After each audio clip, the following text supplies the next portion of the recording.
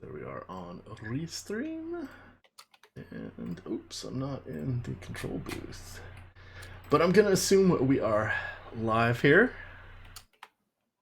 More or less. Go to live control room. Yeah, maybe.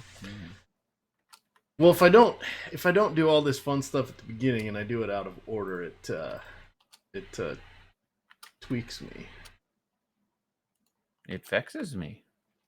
Yes, so we will see. Yep, we are live. There we go. All right, I must have signed in. I keep forgetting and signing in as me, and then I sign in as Osmo, and then I forget what I'm doing. But there we are. So thank you, everybody, for the patience. We've given you an extra 15 minutes today because, hey, the sites are giving us a full slate starting at 6 o'clock. There are 7 games. Now, the contest sizes weren't quite necessarily what we wanted, but we do have a lot of choices here. So this is kind of like a fun little gift. So you've got myself, you've got Eddie, and we have a host of NBA news that has hit us. So I'm gonna talk a little bit about that. Eddie's working on the final rankings. He'll get that posted in just a moment. But let me talk about the variety of injuries that have beset several teams. So the front court and wings for the Pacers, a little dinged up. We have no Miles Turner tonight, no Goga Bitadze, and Nice. then we've really got good. Jeremy Lamb also out. So that's kind of sad. As we move on down to Oklahoma City, no Steven Adams. They played last night. He has a sore knee, so he is getting the night off. Still no Andre Roberson. Let's see. Elfrid Payton still out with a hamstring issue for the Knicks.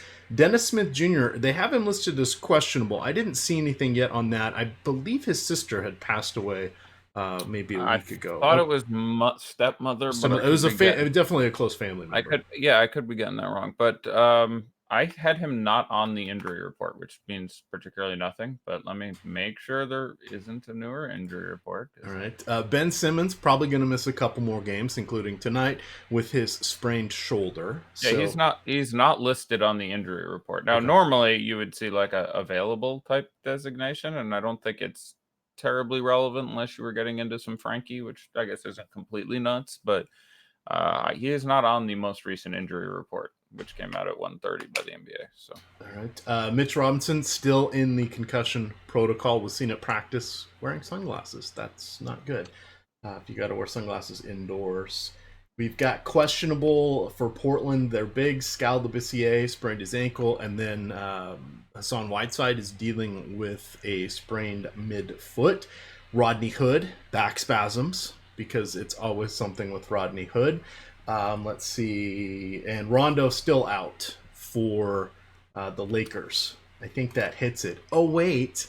But no, we have Serge Ibaka. Raptors, yeah. And Kyle Lowry. So you did very well there. Serge Ibaka. Serge, whatever. Serge. Whatevs. Sergey is like a Russian name and comes with an I on the end. Sergey. Do you want a little lemon twist? You want I make it with a little lemon twist. Really going to endear us to the kiddies, but that's a good one. Bronson Pinchot. Yeah, that was a long time ago. Cousin Balky. Oh, that's fine. But we've got big news there. So Lowry fractured his left thumb. He'll be out for a couple weeks. 2 to 3. That's a non-shooting hand. And then Ibaka, I want to say it's an ankle issue, and they just said indefinite, which has all sorts of ominous connotations, I think. But we shall see. Yeah, he's going to be a week or two. So with regards to all of that, we're going to kind of hit this stuff game by game here. I'll talk through it. Eddie will chime in as he's finishing this stuff up. We'll start off here with it looks like Indiana's going to be the first one at Orlando. We have a 202 over under. This is by far the lowest implied point total of our slate. We have Orlando favored at home by 4. You've got, as we mentioned, a bunch of guys dinged up there for Indiana. Recapping that, it's Jeremy Lamb, Goga Bitadze, Miles Turner are the 3. Terrence Ross should be returning from his sore right knee, which of course kind of mucks things up with Isaac and Fournier, etc. They're getting a little crowded again. Markelle Fultz, etc. But Vucevic, kind of an interesting option tonight going against Indiana. Did anything stand out on this slower paced game here for you? You Eddie? completely disappeared for a minute there. All right, You're back. All right, I'm plugged into the router, so we'll see. Chat will let us know. All right. Yeah. So obviously not a brilliant spot. There's some guys you want to target on Indiana, obviously, because they're minus several guys, and you can expect some more clustered usage. Several guys are underpriced. The only one I'm really excited about is Malcolm Brogdon. I really like single digit owned $7,800 Malcolm Brogdon. And we don't have quite enough data to substantiate this, but I don't necessarily view this as a horrific matchup for him, because I honestly think, especially when you are dealing with the Jakar Sampsons and TJ Leafs of the world running around for you at the 3-4-5, that much like we talk about pass funnel and run funnel defenses in the NFL, that Orlando is going to be sort of a guard funnel defense. We've already had them give up, 60 plus to a couple guards this year where they got spanked by, I want to say it was Kyrie and Zach LaVine, but it is a spot where, I think that can work out extremely well. And yeah, I mean, he's going to be out there with Holiday and Leaf and, TJ Warren's not afraid to take a shot, so we'll call him usage neutral, but there is enough of a volume upside and a guy who just does everything upside, and think he's going to get his double-digit assists here, that $7,800. I don't mind him $8,800 on FanDuel, though other guards there are a little more underpriced. I think I see myself getting into the Kyrie Irving, Trae Young category a little bit more, but DK $7,800, shooting guard eligible. I like Malcolm Brogdon a fair bit at I think last I saw our ownership, he was sitting on 8 or 9% owned. So that's the first place I'd go on the Pacers. Other than that, the only guy who I think does, still carry a very real upside is Sabonis, who's going to spend all his time at the 5 and might get 38 minutes there. And price is still too cheap for the kind of ceiling you can get out of him. But I'm a little less enthused there. Have Sabonis coming in at double Bs. Have Malcolm Brogdon at a B with an A in GPPs. I think there's a chance you get a very, very solid game out of him here. So I'm a pretty big fan of Broggy Pants. Wait, did you say 2 Ds for Sabonis? No, I have 2 Bs. Oh, Bs. Sorry. I know you like DeMar DeRozan's, that you're a fan. But all of a sudden I heard double Ds and I thought, wait, this is I know what that does. I know what that does for you, but no. But those are the two guys I'd have, an inherent amount of significant interest in. You can obviously Justin or Aaron Holiday. Justin is still 4 on DK. That's tolerable. Aaron Holiday is up to 4,700. We've seen him struggle with production recently. Again, that's a small sample size. I'm a pretty big fan of Aaron Holiday as a player. Picks up some peripherals. Not really afraid to shoot. I kind of like going there, but there's some pretty great value now. 4,700 against the Magic. You'd have to really want it. All right, I'm just I would rather TJ Warren in a real tougher matchup, but I think I would rather TJ Warren at 56 or 58 or whatever he is. But again, I don't think you need much of the smoke. All right, on the other side there, Nicholas Claxton. There you go. Gotta add a new guy to my Rosetta Stone here in my files because he was coming up with a reference error there. Brooklyn. Yep, get him in there. There we are. He's back. On the other side of the game here, Orlando. Vooch is really the only guy I like. You can have moments here with Aaron Gordon, but we've got 6 other games, 12 teams. I'm finding more interest there. Anything tweak your beak there for the Orlando Magic?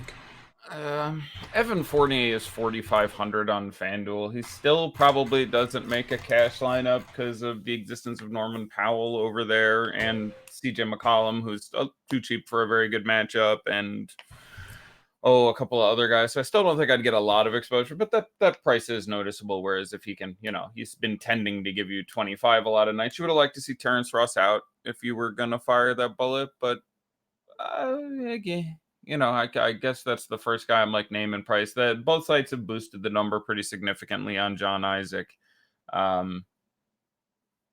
he's obviously still in play, nearly put up a 5x5, has thrown up a couple monsters in a row. But I do think his production in a average to slightly below average matchup will normalize in the 30-35 fantasy point range with these occasional spikes of massive peripherals. So I like having all the kids out there against him, better chance of steals and blocks, but would be nominal GPP exposure.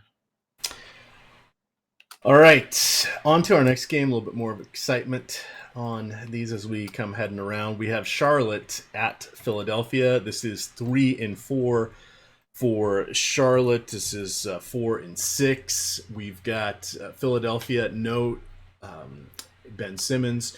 I really, really, really like Joel Embiid. 9,100 on DraftKings. I think it was 44 on Yahoo. They kind of fell asleep at the switch. It's intriguing on FanDuel here where he comes in at center.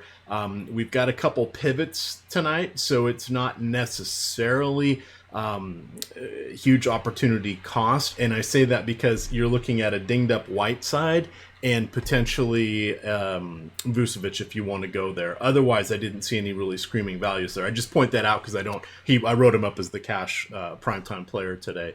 And on FanDuel, I don't always like to utilize the center for that. But Embiid's coming in nicely. We're going to get another turn on the Halzino Neto Ferris wheel, the carnival, the what are those little what's the other word for carousel? It'll come to me. Merry-go-round? No, there's Calliope. Okay, yeah, Calliope is another for specifically when they have the organ in the middle. You need the music part of it, I think, for it to qualify. Something wicked this way comes. That's what I was thinking of. By the pricking of my thumb. There we are. Okay, that Macbeth. Opening monologue. That's a good one. Really neither here nor there. But talk to me about Philly, and do we have a little caution with Neto here? Yeah, I think he's very good on FanDuel. FanDuel is $3,700. LFG, let's get in the tank, everybody. The matchup is supreme. The most likely outcome is he gets his 30 minutes again. But Raul Neto is not good at fantasy basketball. He's not terribly good at basketball. He is not good at fantasy basketball. So matchup is strong. Is there a ceiling there? Yeah, sure. You can get 30, 35 out of him. Again, that could happen. But on DK, the difference between 3,000 and 4,500 is significant. So DK is 1,500 over the minimum. There's a lot of other guys I'd look at. Obviously, Nerlens Noel, different positions. But if he's going to still be significantly popular, the combination of the increased price, the fact that was more of a ceiling game last game. He's not super. I think he shot 5 for 6 from the field. Does that sound right? It was something like that. Like he was very productive, but he's not going to take more than that half dozen shots. And I'm not surprised if the usage goes other places, and I'm not surprised if the minutes go other places. Trey Burke, who I ranked, got out there and got a little time finally. Him getting 24 minutes and Neto getting 24 minutes wouldn't shock me. More, rich point guard type stuff with Matisse out there who, didn't get out there at all in the last game. I think maybe they try to reinsert him. Those minutes could come off him, but it's a combination of priced up a bit, fairly popular. I think. What do we have him projected at on DK?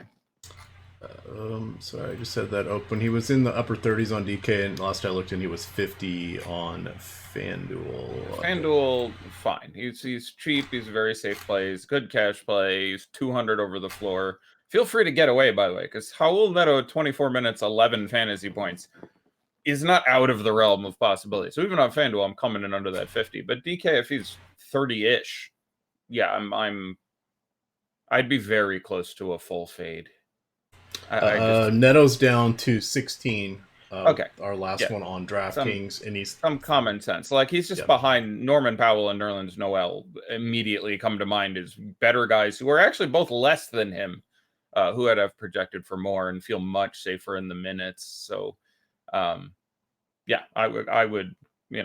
16. Okay, it's a little more tolerable. You can get some. If he was like 30, I would just be like, screw it. I'm gonna ride the downside and just take a stand against the field.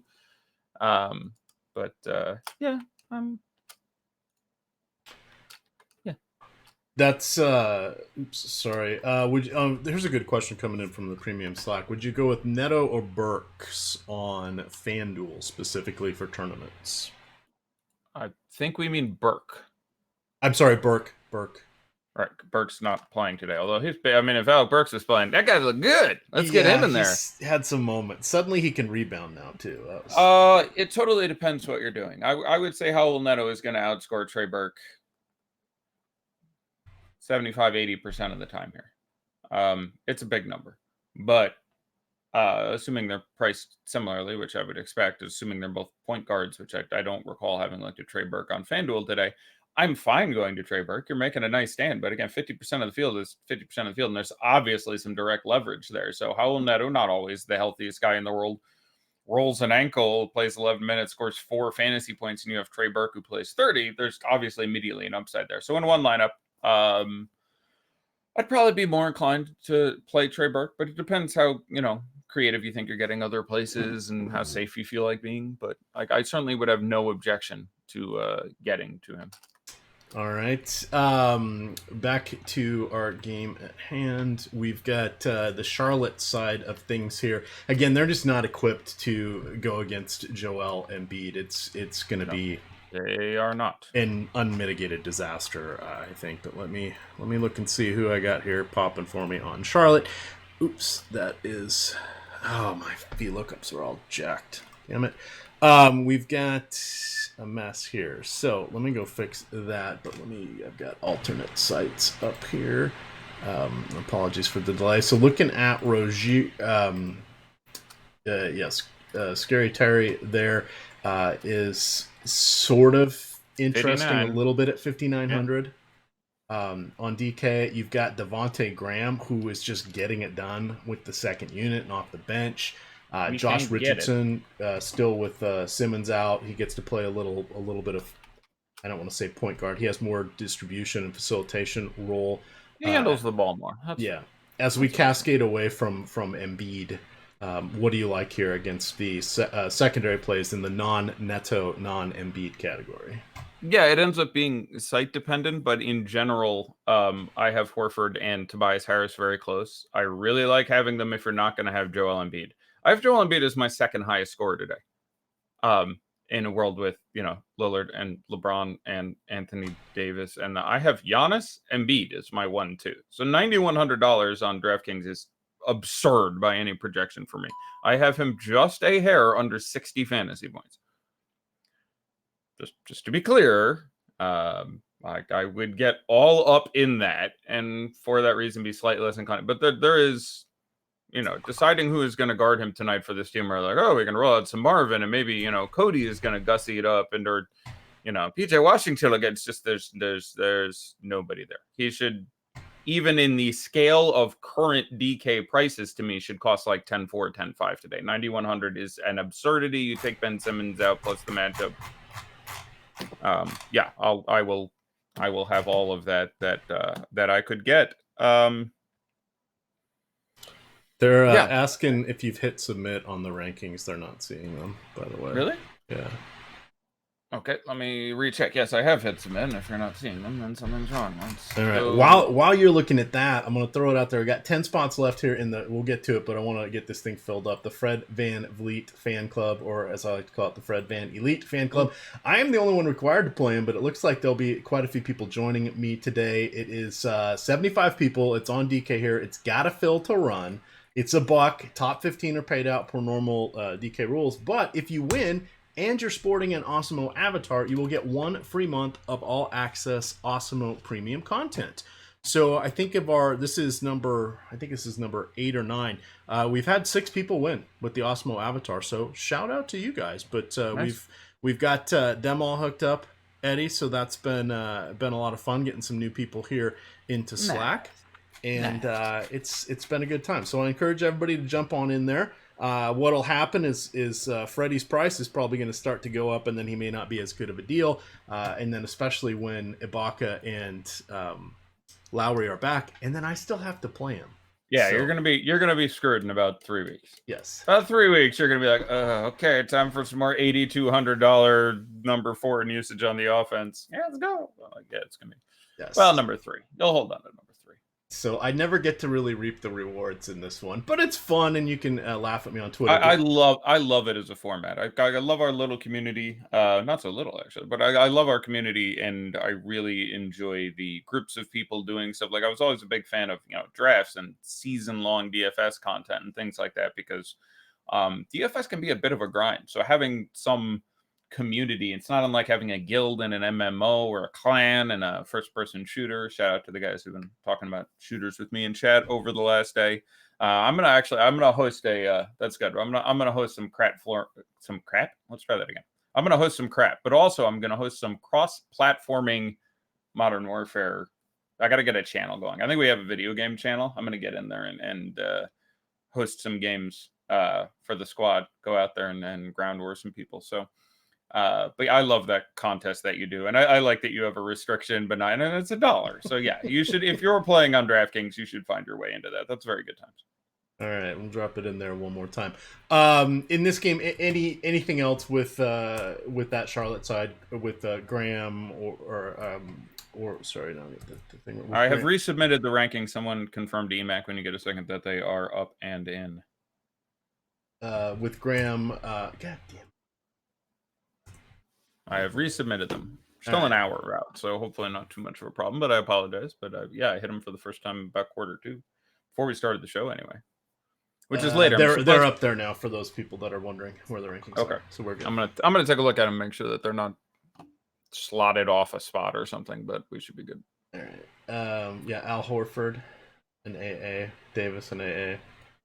Yeah. McCollum and AA. There you go. Yeah. I mean, don't overthink this. It's not as good as Embiid is out because the shot volume isn't as great. But if throwing in Raul Neto is instead of Ben Simmons is pretty brilliant for your team. You just get 2 more shots for Horford and 3.5 for Embiid and 2.5 for Tobias Harris and 1 and change for they just all their production goes up a little bit, and the matchup is great, and the prices are still really, really good. I like any of those guys in cash. I like any of those guys in tournaments. A little less likely that you get they're home, which is unfortunate. So, but yeah, outside of a blowout, and again, I want the team doing the blowing out in general. So I'm a big fan of the 76ers. On DK, Raul Neto might be my least favorite. I'd have to look at him and Josh Rich for a while. $4,400 Josh Rich, that was the thing.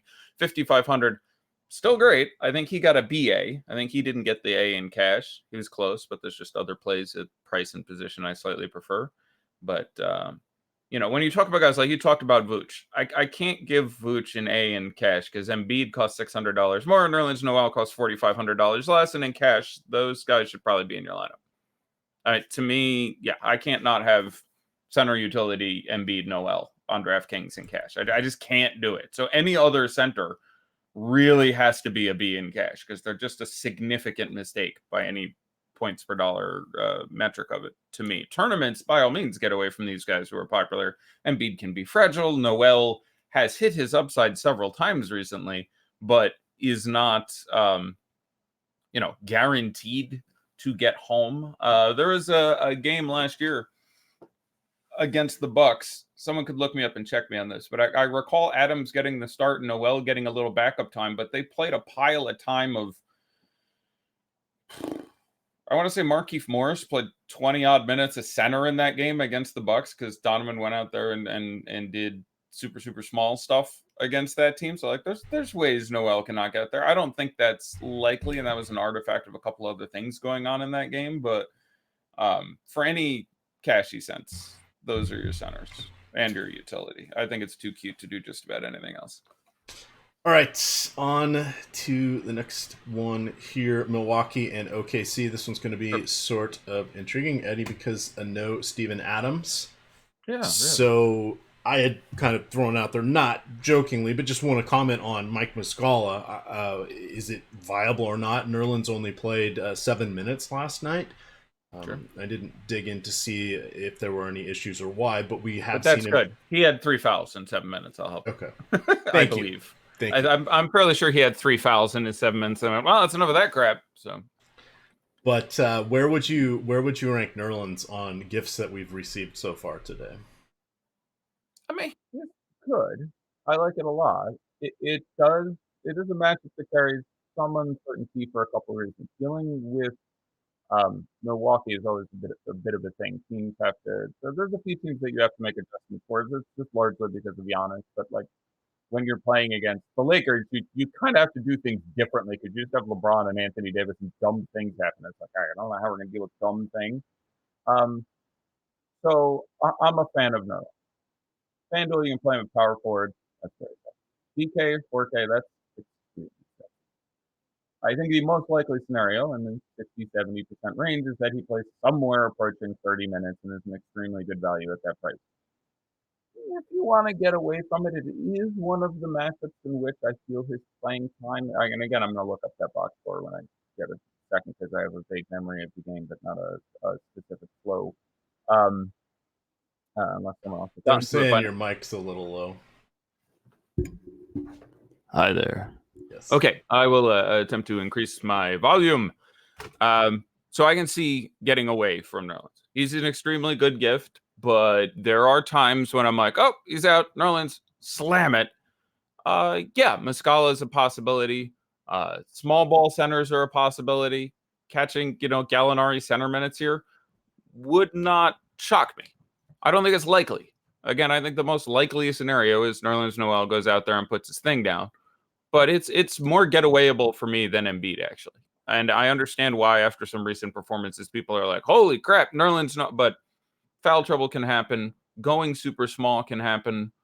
I like it. Points per dollar, it is a brilliant play. He ranks up there as better than probably Norman Powell is the most comparable play. But, I could get away from it. If he's going to be where we have him right now, which I think last I saw was somewhere around 30% owned, I'd probably still get on top of that. That does seem a little bit low for me. If we think he's going to end up 40, 45% owned, that's a little more than I'd want to have. All right, now to the guards. Chris Paul continues to keep ticking along there, which is good to see. We've got Shai Gilgeous-Alexander, who has spread his wings and is doing very nicely. There's been a couple Danilo Gallinari sightings lately. He's someone that I really, really liked with Denver and then with the Clips.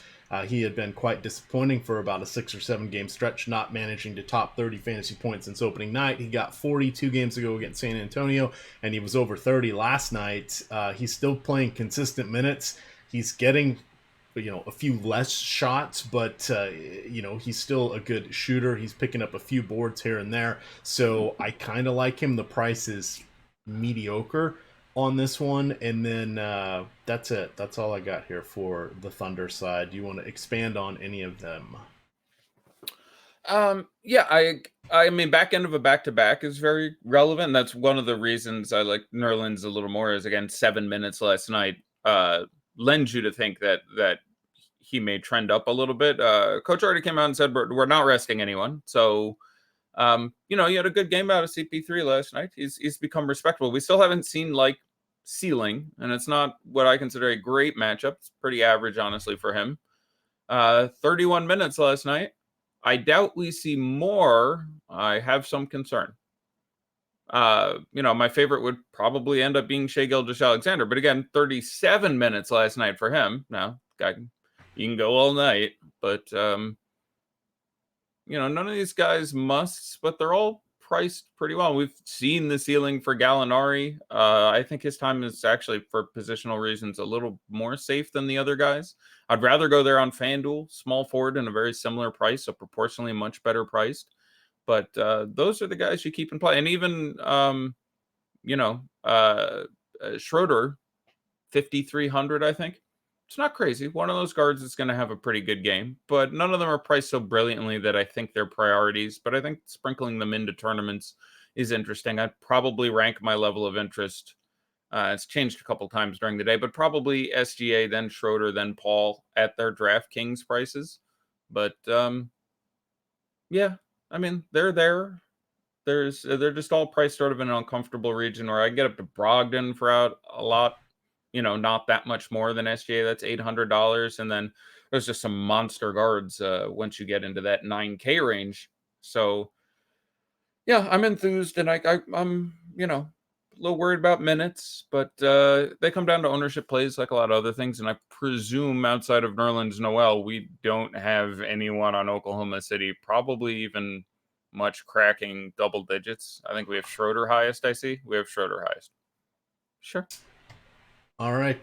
This is a shout out here to Sean Michael from the YouTube chat. He's done a super chat for us, so we like to answer those right away when they come in. All right. Let's hear it. He says, thank you very much for all of the free content you're doing. Is Kuzma ever going to be good again? He has to be at some point, right? Yeah.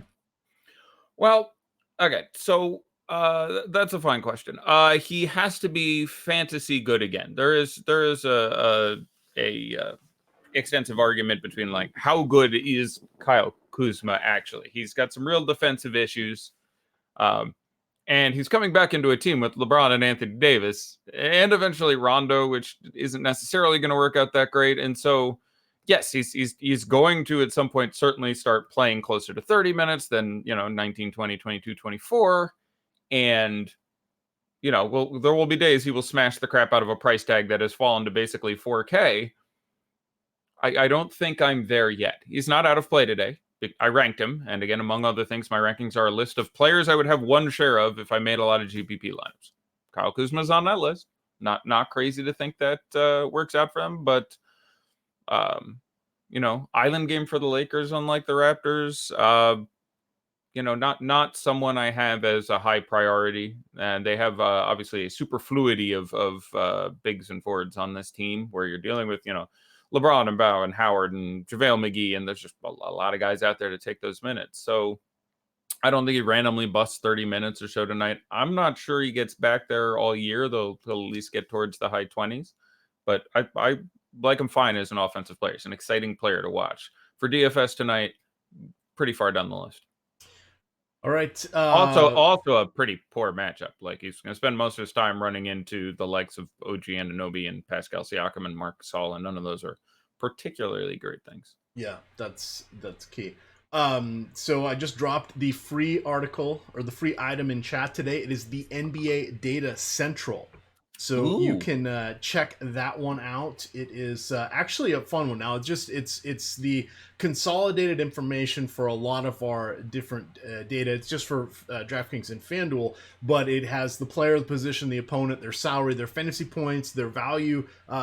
So points divided by salary. It's got Alex's grades by point, by value. It's got the team total on there, and then it also has the ownership as well. So it's kind of a one-stop shopping area. Now I have mine set up a little. I basically am doing that in Excel spreadsheets, but this is something that's very helpful, and maybe I should just use my copy and paste feature to make this be my main sheet. But it's something that you can get a peek of everything in there at the same time.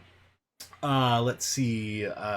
Before we get into Minnesota here, we'll get two questions. One from, and these are from premium. We're getting into Minnesota. Sorry, that feels Milwaukee. Like it'd be unfair because they're already playing. Yeah. Milwaukee.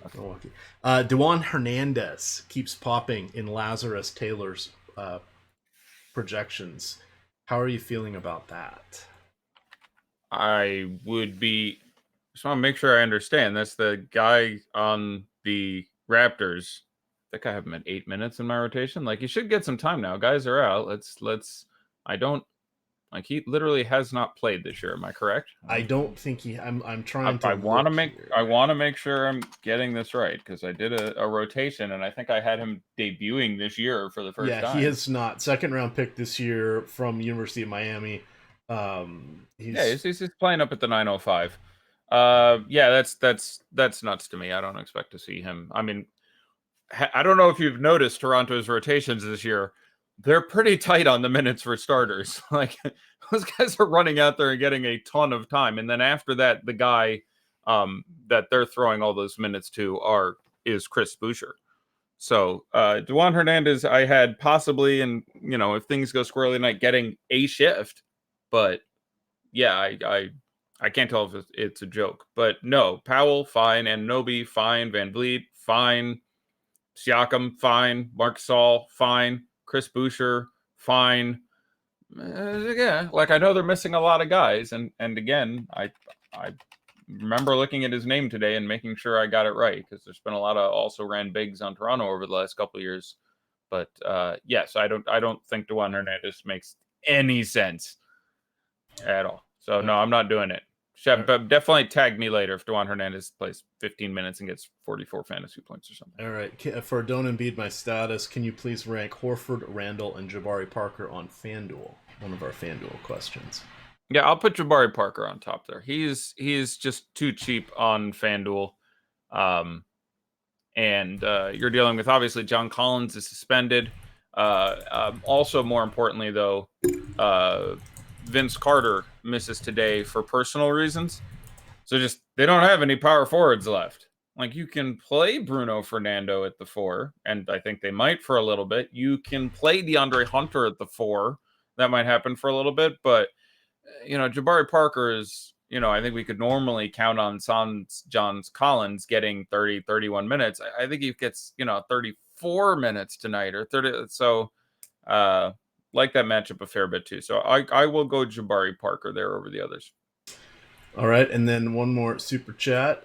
We've got from Dave Hanna. Does super chat mean like they pay $1 or something? Yeah, they're paying $5 now. That you can pay whatever you want. I'm going to start running my own streams and taking that money for clearly. I could make a lot of money for charity if I was like, all right, $10 a question, I'll spend 60 seconds on it. I could put like $1,000 a day for charity. I'm going to start doing that. It's my last day at Osmo. I'm hanging them up. Go ahead. All right. So it says appreciates us a ton. What is your favorite pay down option on FanDuel? He is getting a lot of Larry Nance, and he does not trust Larry Nance. That is understandable and understandable.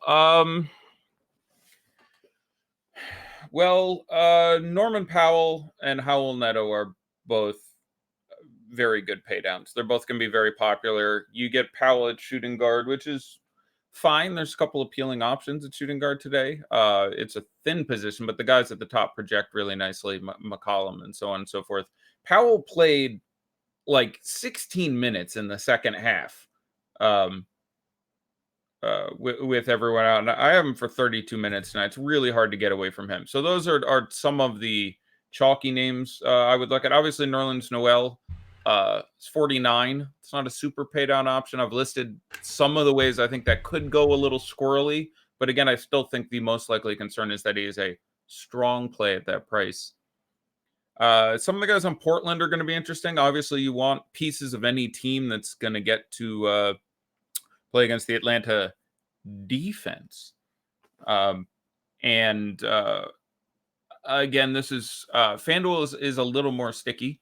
You're going to get the guys a better ownership, but so you have Whiteside and Labissiere both questionable, and Hood questionable with back spasms. So this can open up any number of pieces of value, and I'll just start segueing into talking about this game for a second. The 3 guys who become interesting value options for me, and I'll talk about them each a little bit here, would be Anthony Simmons, Mario Hezonja, and Anthony Tolliver. So there's obviously a lot of scenarios here with between 0 and 3 of those guys sitting out that game. If everybody sits out, if everybody sits out, like Nesser Little, who made his debut and is in there, would have some interest for me. I finally could be talked into Moses Brown, who I still don't believe has played, but they recalled Moses Brown and Jalen Horde from the G League for this game. They're getting pretty in there, but I think number of ways he gets minutes, because he plays 3 and 4 and even played a little small ball 5 for a minute there. But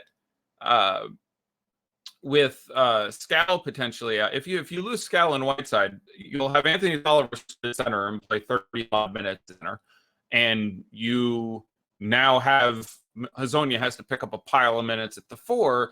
If Hood is out, he picks up a pile of minutes at the 3.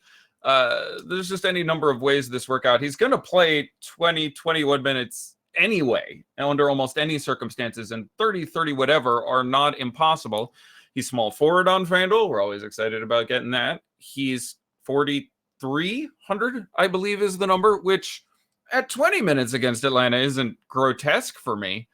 So there just could be all kinds of extra minutes, extra time. So the guy I'm probably most interested those three would be it's a palio.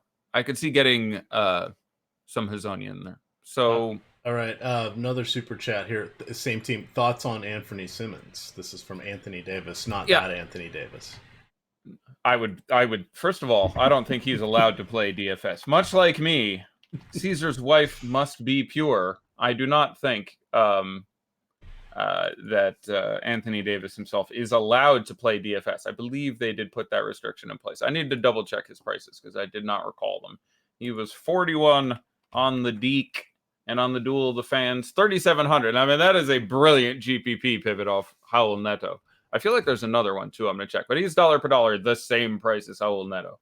Is it just him and Trey Burke and Simmons, which everyone calls Simons? Oh, sorry, Simons. Yeah. Trey Burke is... No, it's Simmons. It's just spelled Simons. Oh, weird. And that's... Yeah, it is pronounced So Simmons. that's why I was putting 2 M's. I was trying to search for him in there. Yeah, no, 1 M. Spelled Simons is Simmons. Ty Wallace. I don't think I really want to go there. Garland's down to 4,000. Yeah, so I don't know what to expect. Obviously, his outlook and usage and production are increased based on the number of those players who are out. The most relevant of them being Rodney Hood for him particularly. Anyone being out does amortize minutes up because you get, I said amortize. Everybody drink. I went almost the whole show without doing it. People have been taunting the crap out of me in chat. I just need to start using the word distribute. I just got to start saying distribute. Stop trying to sound like such a pompous asshole. I mean, I'm not trying to sound like a pompous asshole. I just know that I do. But I almost made a whole show without saying amortize. It's a problem. I'll get help. So the minutes will distribute all the way up, even if you have the bigs out, because you just have more of Tolliver now plays the 5 instead of the 4, and Hazonia plays the 3 instead of the 2, and Coach Stotts loves to go small anyway, so you get more Simmons time. He's closed recently. He's getting into the 20s in minutes.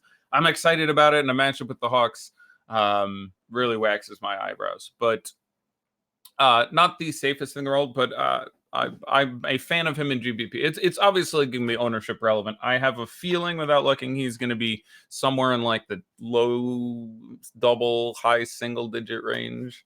Let's search. We've got 7.6%. Yeah, that feels to be about the range for me. That's the DK number. FanDuel number might be a little bit higher, but I like it in general. I don't think it's something we can necessarily count on, but the continued absence of dudes is great. Should be out there in the event of a blowout.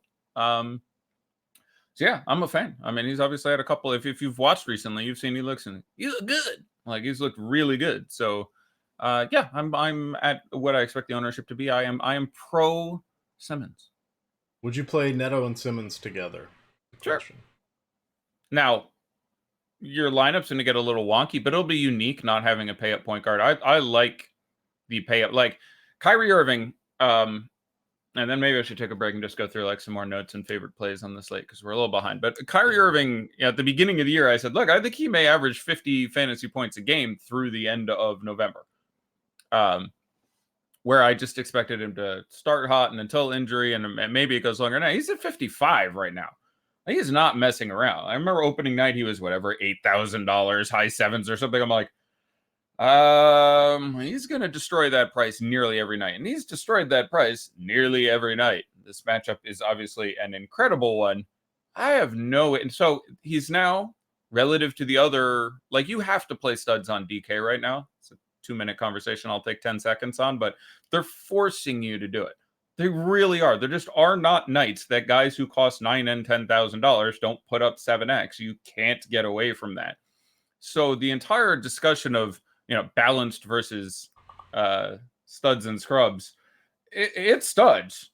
You can get away from the scrubs playing a lot of, way underpriced 4K guys and not play any super scrubs. But, so Kyrie Irving on DK is now priced appropriately as the other studs. He's priced about where he should be relative to Embiid is too cheap on any mathematical scale, but relative to Anthony Davis and LeBron and Giannis and those guys, he's where he should be. That's fine. Still way too cheap on FanDuel. I like a lot of those guys. You can certainly Trae Young. I like this spot for him. You can certainly Damian Lillard. I slightly prefer McCollum at their prices. We can get to that, but Yeah, like me, some Kyrie Irving. I don't know how I got here. I think I went down so many tangents. I'm on a secant now, and I've just trigged myself out of my original thought. But like Kyrie Irving a lot. Where did we start there? Someone asked a question. All right, so we kind We're of got so all over the long place. ago. So let's kind of hit our last few games here, just real quick with some thoughts. Cleveland and New York. That's a weird one. Yeah. I want a better take on this, because like I want a better take on this. Like, like there's no reason to think Kevin Love can't get whatever he wants. He's not as cheap as you'd like him to be. He's again in the world of Joel Embiid over there, and FanDuel, you're dealing with really liking yourself some Nerlens Noel, and I'm a big fan of Jabari Parker. But he should be able to get whatever he wants. It's interesting that we segue to this after the Kyrie conversation, because they were just a couple guys who I was like, look, this guy is the best scoring player on his team by a really significant margin. Now, that's more true for Kevin Love. Karis LeVert, given some usage, which Kyrie is grabbing about half of, can do some real work. And we've seen Spencer Dinwiddie be a guy before. But, Joe Harris is distribution dependent. Jared Allen's got a game down low, but it's not his thing. DeAndre Jordan is, turning into Kevin Nash as the day goes on. Shout out knee injuries. Kyrie can get it done. Kevin Love, I'm not shocked to see a monster game out of him, just on the basis of only good basketball player on his team. It's crappy analysis. Having no Mitch and Goga both bruised their brains, so a couple of promising young centers missing today's action. You're getting Taj Gibson probably again. I don't know if they've confirmed this, but it's widely expected will fill in and pick up that start again. So it's not like we're all of a sudden going to get 36 minutes of Bobby Portis, which is a shame. They you're going to pay that guy. I mean, you have 11 power forwards, develop some of them. But anyway, so Taj is an unexciting value play, but certainly, should factor in. Matchup is not that great. If I'm going to go at Cleveland, I'd rather go elsewhere than center. Tristan does an admirable job, and Taj isn't super upside guy anyway. I'd probably play Portis before I played Taj, but you can certainly get some basically 4K Taj Gibson in your life. RJ Barrett still has the minutes and the usage to do some real damage against the Cleveland team. I remember being surprised at how high his ownership when I saw it earlier today. We have him sixth owned player. Now, it's a big fall off after the top five. We have top five guys over 20%. We're down to over basically 22 and up. It's 18.7%. So that's not crazy ownership, but you give a guy 37 minutes and he's going to spend many of them playing point guard, and Cleveland, who isn't going to necessarily stop him. Yeah, there is a very real ceiling there. So Barrett makes sense. Randall hasn't really put up as significant numbers as I'd like to have seen this year, but the time and the usage seems solid. I would have some GPP exposure there, but one of these games that I'm worried just comes out super ugly. You know what I'm saying? This just sort of turns into a bit of a slog. I don't know what's the over under on this one if you still have that tag up, because I definitely think this game could just get kind of ugly. 214. Okay, that's I would have thought like 209. So that's a few points. I am concerned. 4-1 in sports bets now, by the way. I'm concerned, but not gonna call that one. But I wouldn't be shocked if that one hit the under. Forced to place an over under bet on that game, I would take the under. That seems a few points too high. I worry about how that turns out. But yeah, Frankie Smokes, the numbers have come up. Dennis Smith Jr., I think, will be present and playing. I can't guarantee that yet. I have absolutely no legit news. I'm going to take a minute. Talk about something I want to. All right, I got a couple things here. We've got the free, it's the Data Central. I'm going to drop that link into chat. That is free today. Oh, interesting, Eddie. They said your mic's kind of tweaking again. It was sounding okay to me, so don't worry. It might be someone who's behind on the show. Thank you, everybody. We have almost 1,500 viewers. That is a new Sunday record here, so much appreciated for that. Congratulate yourself by hitting that thumbs up on the likes. Give us a little like button action there. And then our sponsor, See, I'm trying to give you guys as much Eddie as we can, but we are going to talk for a minute about our sponsor, Fantasy Draft. It is where we have rake-free daily fantasy sports. How do we do that, you ask? Well, it is based on a subscription model. So my subscription happens to be $5.99 a month, and what that gets me is $1,000 of play. The only thing you're going to be a little nervous about is when you make a deposit, they're going to ask you to pay the 3.5% transfer fee or deposit fee. The other sites don't do that. Why don't the other sites do that? Well, because they charge you between 10 and 15.9% for any contest you play in. Fantasy Draft does not charge you to play in the contests. You can play everything's rake free. Everything that's guaranteed in their contest will be paid out whether they fill or not. And then head-to-heads also have blockers. So you can limit everybody to 1 or 2 or 3 or however many you want per price point. So it's a very good way to go. Eddie, back to you. I should talk about Larry Nance for a minute. I'm not really there. I don't think the matchup is obviously great. The Knicks are terrible, correctly analyzed. The minutes really haven't been there. Like he's getting 15 to 25. It is not terribly consistent. And again, he is just not super fantasy player the further he gets away from the rim. Is that you could talk about it for a while, but if you have Tristan Kevin Love out there playing infinite minutes, I'm much less interested in Larry Nance. I know that price is low. He's 4,500 on DK. I think 49 on FanDuel. But I don't see the time. I don't see the opportunity. Again, I'm a little more negative on this game apparently than this, and apparently some other. I have very little interest in somewhat popular double-digit owned Larry Nance tonight. I get the idea. He's a guy with a ceiling going in there against the Knicks who give it up so sweet, but I would be disinclined to make that play today. I would certainly rather play Mario Hezonja for less money on both sites. I would certainly there's just a number of other sort of GPP bullets I would fire before I ended up on a popular Larry.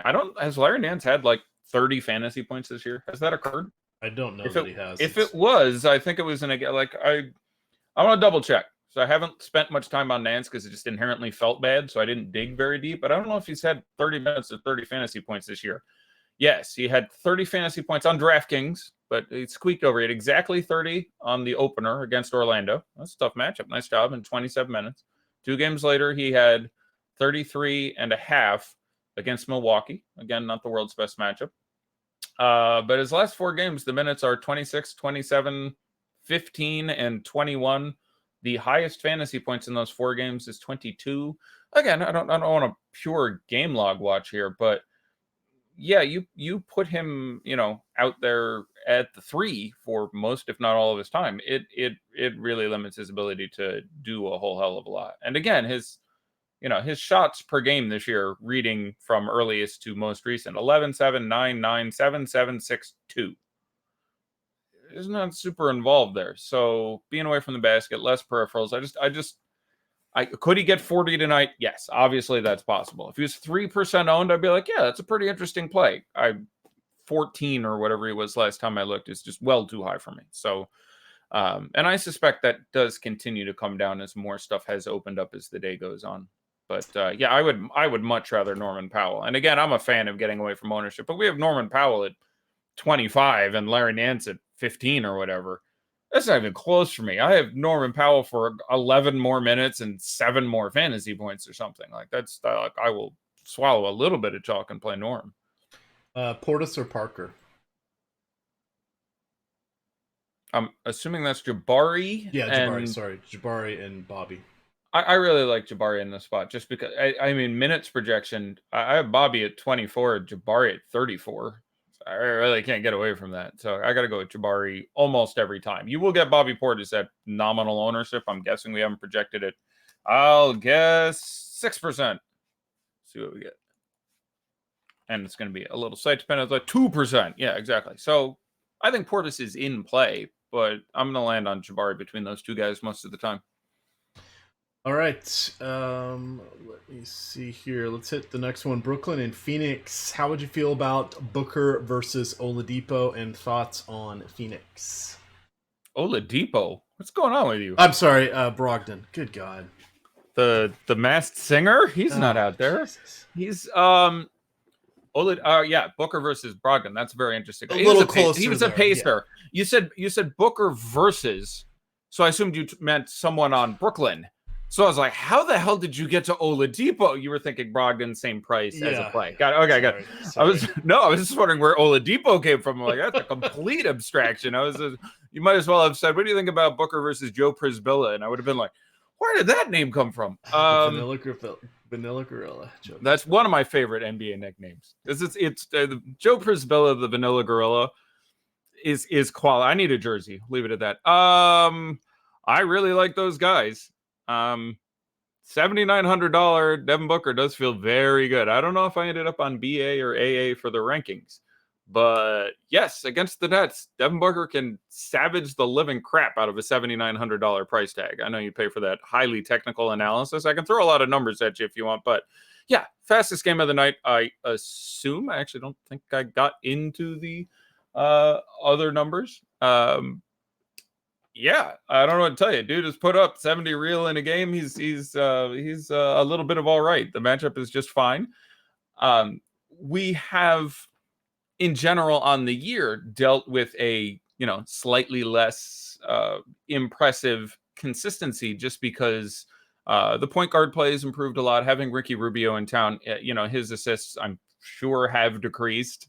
I'm sure I could look that up, but someone else can do it for me. But I'm sure he's picking up a couple less assists than he has last year. That's going to pull away from the bottom. Just not just the assists, but being involved. You will have a lot of possessions where Booker brings the ball up, where Rubio brings the ball up, and someone else is moving, and just the play evolves, and Booker doesn't happen to get involved. That's happening a lot more, and that's to be expected. So that brings the floor down a little bit, but there's still 25 shots, 60 real point, 83 fantasy point game in the tank for Devin Booker. So as with all things, it is relative to ownership. We have Devin Booker at 16%. That feels about right, but it is a very, very good spot. I will take Malcolm Brogdon at half the ownership.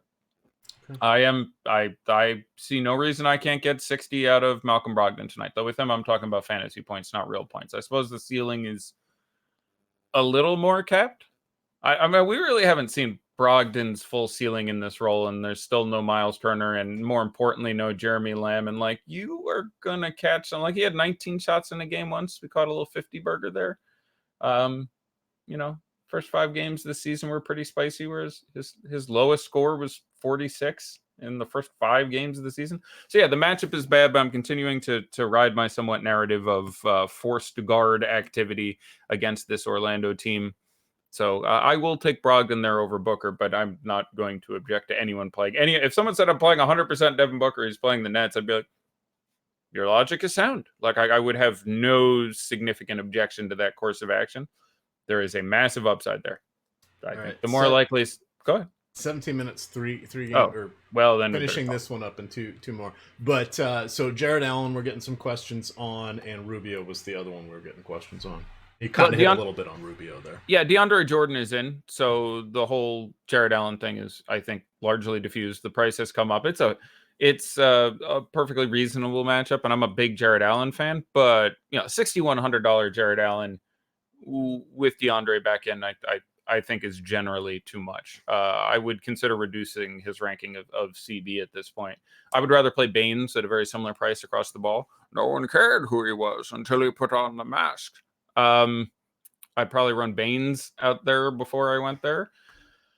I slightly prefer LeVert to Dinwiddie in GPPs, and I think they're both very much in playing tournaments, but I'd slightly prefer LeVert basically because of recency bias. Honestly, they're projected pretty similarly, but LeVert does have a ceiling, spends more time next to Kyrie, so that's going to hurt him, but I like getting a piece of this game, and if you're not going to take Kyrie, I think my next piece is probably Karis the Green there.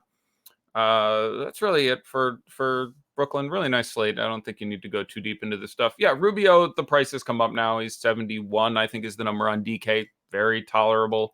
The matchup is great. Kyrie has been an inconsistent defender much of his career. Say what you will about how he performed in Boston and how he was off the court. He made his defense a lot better. And now he's sort of given up on that and is half the team on offense. So his defense is pretty poo. So, Ricky Rubio, I can't get there over McCollum for $1,000 less. I can't get there in a number of things, but there is a real ceiling there, and the matchup is obviously a fine one. Baines isn't named Nerlens Noel or Joel Embiid, but for people not named Nerlens Noel or Joel Embiid, he's just fine to put in your center play. I'd do it over apparently somewhat popular $4,900 Cody Zeller, who should wear a second pair of underwear tonight, just in case things get a little rough back there. All right, let's call that it. All right, on to Atlanta and Portland. You kind of hit, you laid out the hint that you prefer McCollum over Lillard for their prices, and then work in, oh God, I'm blanking on his name, the point guard for Atlanta. Trae Young? Trae Young, thank you. I had Trey Burke stuck in my head. This has not been a good night for me. That's okay. It's like Trey from Boys in the Hood. You just pick a Trey and run it. Yeah. Trey Styles, fine pipes on that, man.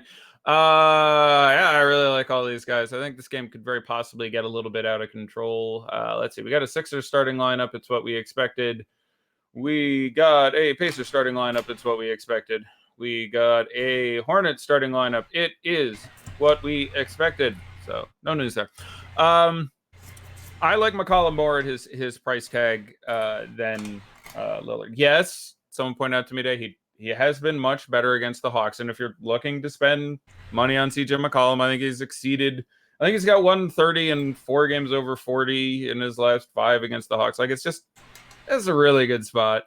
Not having Whiteside there, in theory helps a little bit, but it's just a fine spot. Dude's too cheap. He's coming off some crappy games that will keep his ownership from being completely absurd, but he should cost somewhere in the mid 7s in this matchup, and like a lot of players on DraftKings, guy's a little too cheap. We have him at number 2 in ownership.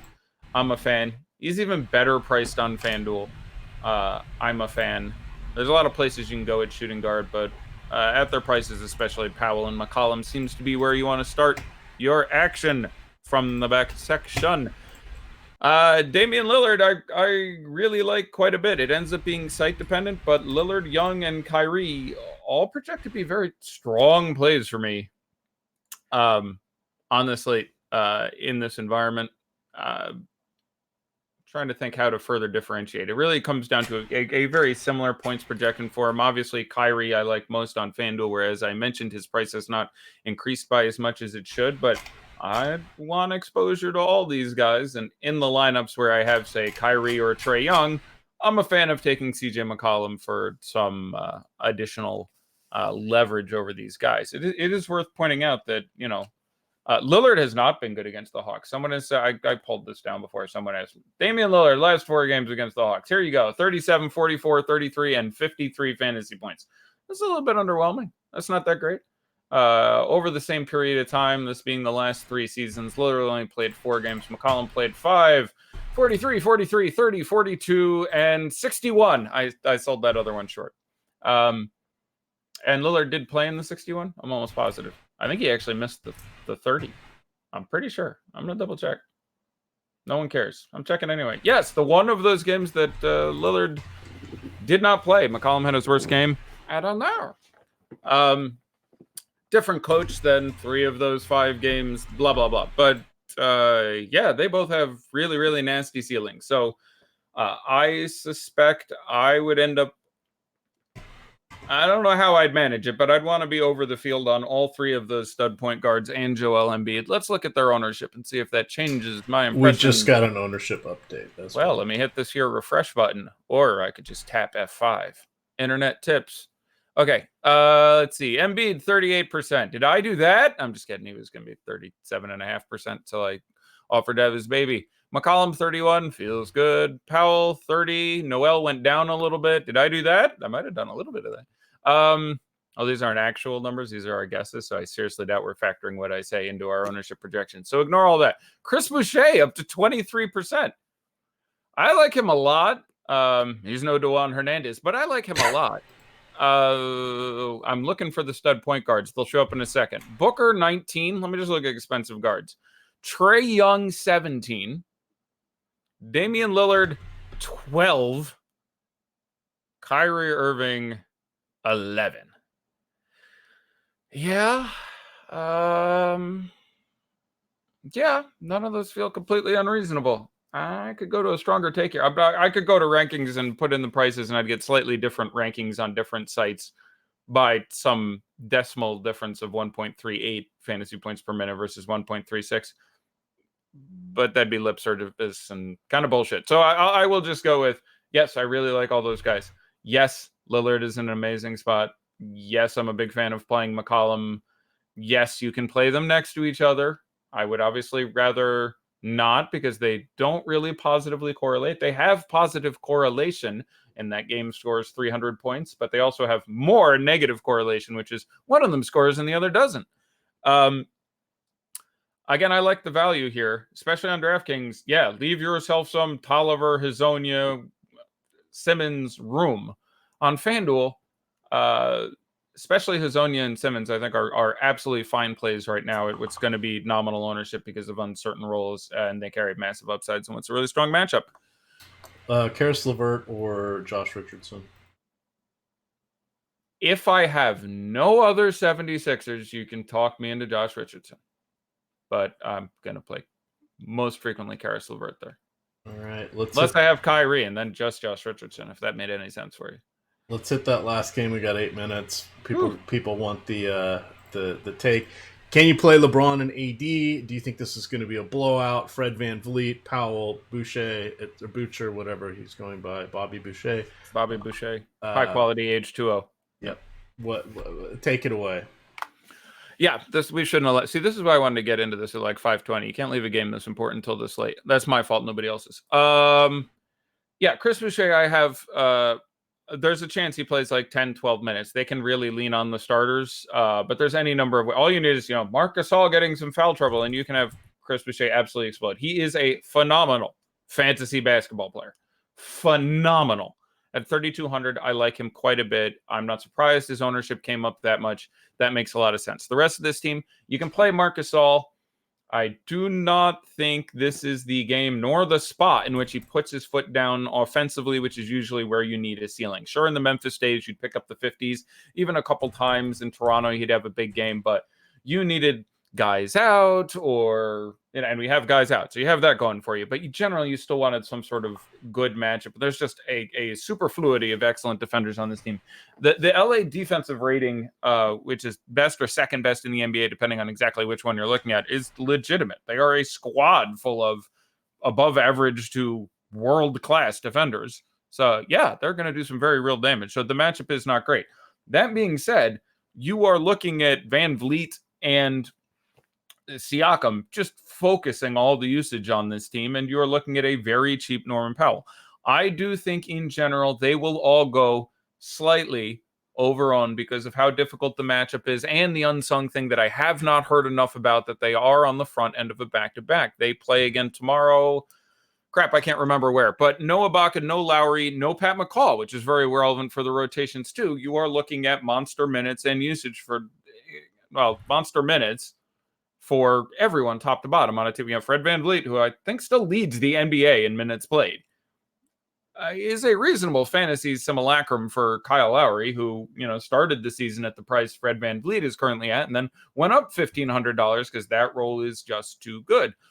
I suppose I will real quickly rank the starters as far as my interest in GPPs. Probably Siakam, VanVleet, Powell, who will start at the 2, and Anunoby, Gasol. That's my level of interest. I like them all. I think 1 or 2 of them have good games, but the matchup is legitimately very difficult.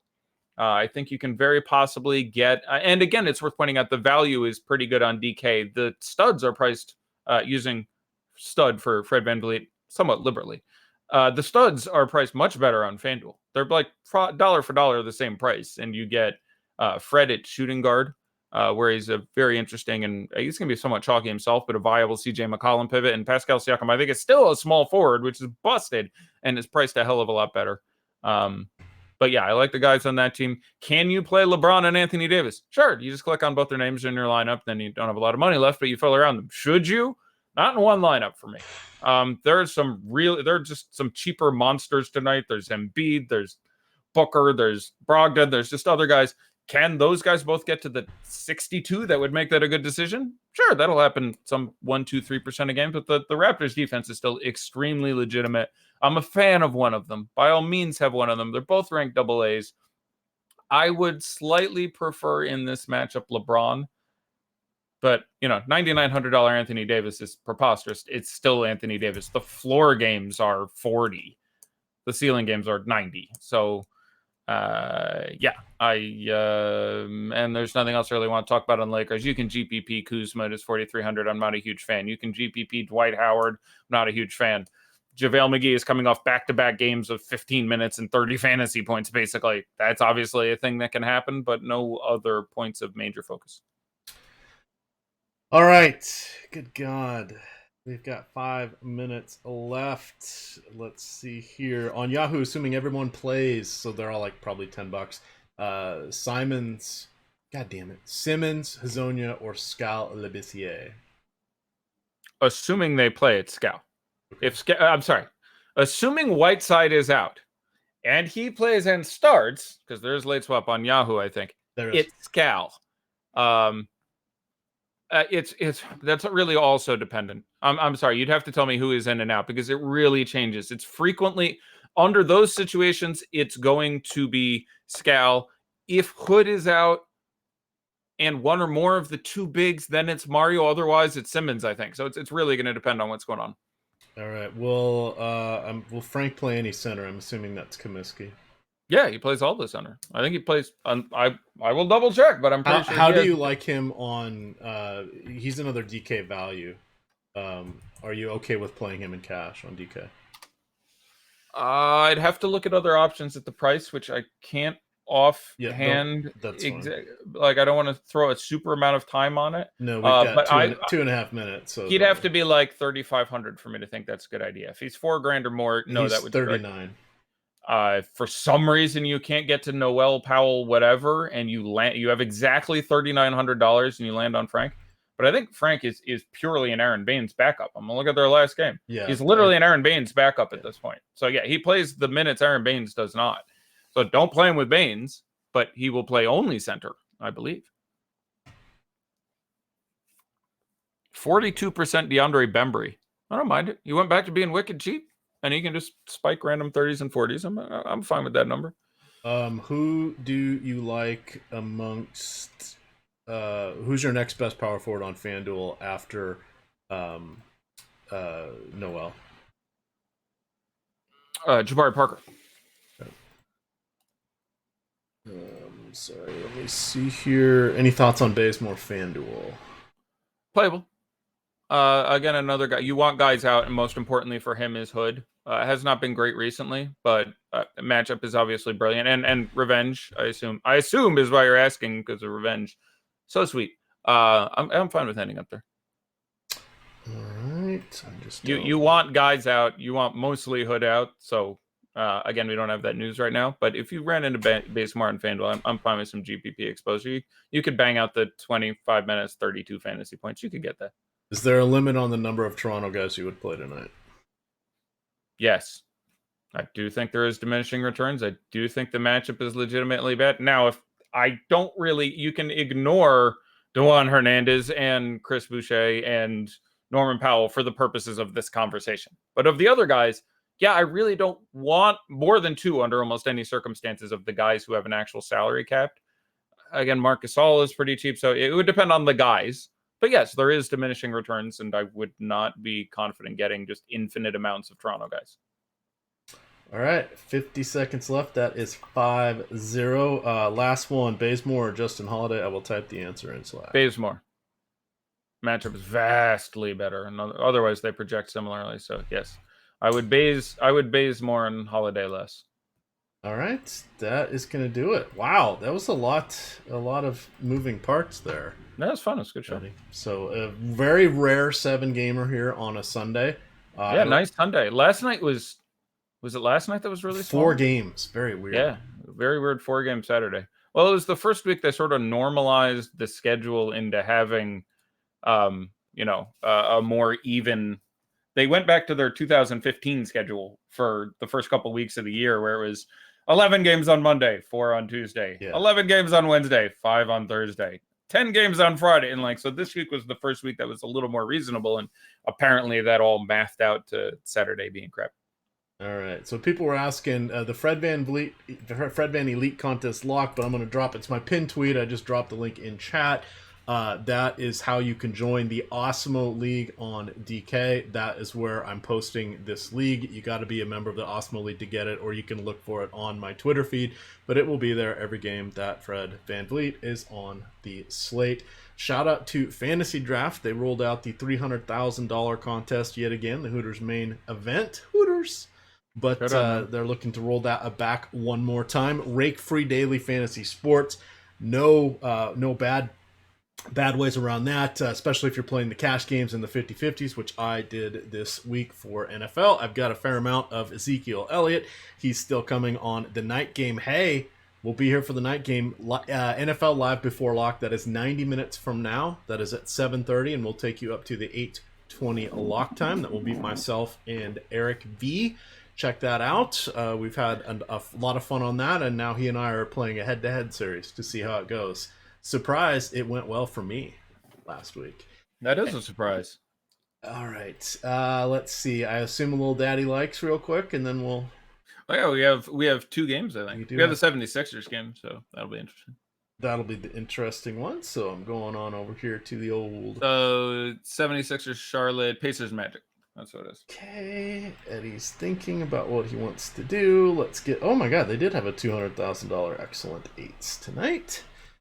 That's not bad. Not bad for a Sunday afternoon. Not bad at all. Hopefully, first place isn't $50K. I'm sure. It is. Yeah. Would you like to guess what 10th place is? First is $50K. I'll say 10th place is $1,000. You are correct. You also get a set of steak knives. Holy power cow. Up. All right. A 76er was the most popular player tonight. Joel Embiid was not tonight, but in the first game. Well, maybe tonight. He's going to be on. We had him low. I don't know where he ended up, but we had him in the 30s. I got a feeling he smashed the crap out of that. So I will. $9,100 is preposterous, and I have to my algorithm. Self-designed, I don't think is as good as most of the people's who really rely on the algorithms. Mine, I know is pretty good, and it throws out enough names that if I just look at all the top scoring guys and look at all the guys who have the best ratio to dollar projection, I basically use it to point me in the right way. But yeah, it gave me a hair under 60 for Embiid. I'm presuming other algorithms that would come up with a number like that, and that drives a lot of ownership. So I'll say 43%. 52. Okay, there you go. Yeah, yeah. There weren't. I didn't know how to get away from starting with Embiid. I could get away from Embiid Noel. Didn't really want to at 4K, but you could and still can. I believe. Yeah, he's swappable. But yeah, he almost was my second 100% play of the year. Who is number 2? Who does number 2 work for? They work for the 76ers. You tell that turd who's boss. They work for... Oh, it's a 76er? You spoiled it. Then it's Howell Neto. Yeah. I would have to sit here and think for a while because it's well downhill after that. Like, if that was the last outpost. That was at 24. We should be stepping down significantly. Yeah. What's it? 24? Neto was at 24. Really? Yeah. Ugh. Too high or too low? Too high. I don't want it. The matchup's good. There's a chance again. It's just Howell Neto. There's a permanent ceiling cap on Howell. It's the TJ Leaf, Jakar Sampson, he's gonna Justin get hurt. Holiday. Yeah, he's gonna get hurt. A conversation where it's just like, this dude is actually incapable of scoring 50 fantasy points. It cannot happen. Like, and obviously it can happen. He could play 39 minutes and take 12 one shots game in his career over 30.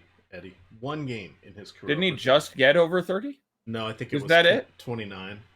Oh, I thought he actually got to 30 in the last game. But like, it's just, I have in it, like in tournaments, like in cash, yeah, that's fine. Dude's probably going to play whatever. Probably like, I haven't projected, I think, for a touch under 20.